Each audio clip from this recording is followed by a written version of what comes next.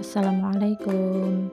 Perkenalkan, nama saya Hidayati Rohmah, NIM 8577433704. Program Studi PGSD.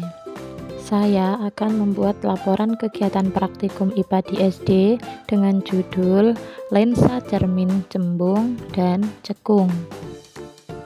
Tujuan percobaan: 1. Untuk mengamati perbedaan bayangan yang dihasilkan oleh cermin cembung dan cermin cekung. Kedua, untuk mengetahui penerapan cermin cembung dan cermin cekung dalam kehidupan sehari-hari.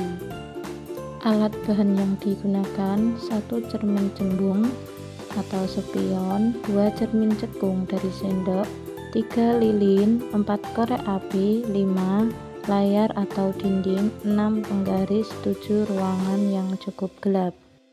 Sebelum kita melakukan percobaan, saya akan menjelaskan apa itu cermin cembung dan cermin cekung. Cermin adalah benda yang permukaan depannya sangat licin sehingga dapat memantulkan sebagian besar cahaya yang datang. Sedangkan cermin cembung adalah sebuah jenis, begitupun juga cermin cekung. Cermin cembung adalah cermin yang permukaan pemantulannya melengkung keluar.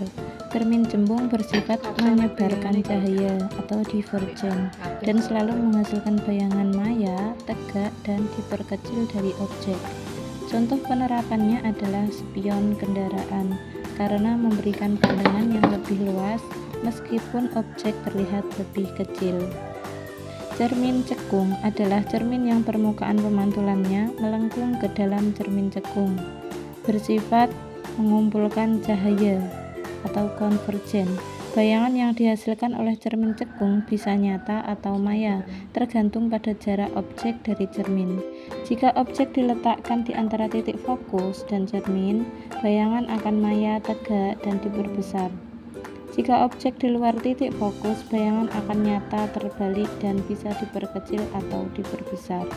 Baik, kita akan melakukan percobaan 1, yaitu cermin cembung.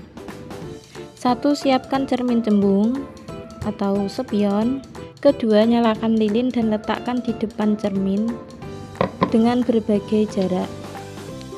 3. Amati bayangan yang terbentuk pada cermin. Perhatikan ukuran, posisi, dan sifat bayangan. Coba tangkap bayangan dengan layar putih atau dinding. Amati apakah bayangan dapat ditangkap. Hasil pengamatan: jarak lilin dekat dari cermin, ukuran bayangan diperkecil, posisi bayangan tegak, sifat bayangan maya, tidak dapat ditangkap layar. Jarak lilin sedang dari cermin, ukuran bayangan diperkecil, posisi bayangan tegak, sifat bayangan maya, tidak dapat ditangkap layar. Jarak lilin jauh dari cermin, ukuran bayangan diperkecil, posisi bayangan tegak, sifat bayangan maya, tidak dapat ditangkap layar. Dari percobaan 1 dapat disimpulkan bahwa cermin cembung selalu menghasilkan bayangan yang diperkecil, tegak, dan maya tanpa memandang jarak benda dari cermin. Bayangan maya tidak dapat ditangkap oleh layar karena bayangan tersebut terbentuk dari perpotongan perpanjangan sinar pantul, bukan dari perpotongan sinar pantul yang sebenarnya. Dalam kehidupan sehari-hari, sifat cermin cembung yang selalu menghasilkan bayangan diperkecil namun dengan area pandang yang luas menjadikannya sangat berguna dalam berbagai aplikasi. Percobaan yang kedua, yaitu cermin cekung. 1. Siapkan cermin cekung atau sendok. 2. Nyalakan lilin dan letakkan di depan cermin cekung dengan berbagai jarak. 3. Amati bayangan yang terbentuk pada cermin. Perhatikan ukuran dan posisi bayangan.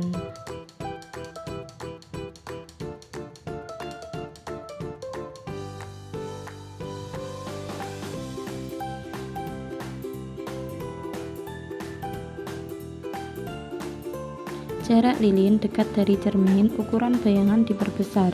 Posisi bayangan tegak, sifat bayangan maya, tidak dapat ditangkap layar. Jarak lilin sedang dari cermin, ukuran bayangan diperkecil. Posisi bayangan terbalik, sifat bayangan nyata, dan dapat ditangkap dengan layar.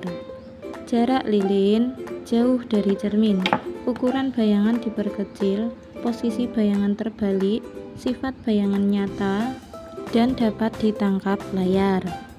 Dari percobaan yang kedua ini, kita bisa melihat bahwa cermin cekung dapat menghasilkan bayangan yang beragam sifatnya, tergantung pada jarak benda dari cermin. Dalam kehidupan sehari-hari, sifat cermin cekung yang dapat mengumpulkan cahaya atau konvergen dan menghasilkan bayangan nyata atau maya tergantung pada jarak benda, membuatnya banyak digunakan dalam berbagai aplikasi.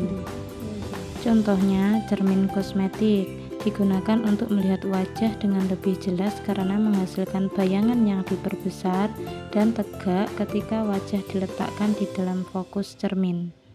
Kesimpulan dari hasil pengamatan saya, cermin cembung selalu menghasilkan bayangan maya, tegak dan diperkecil serta bersifat menyebarkan cahaya.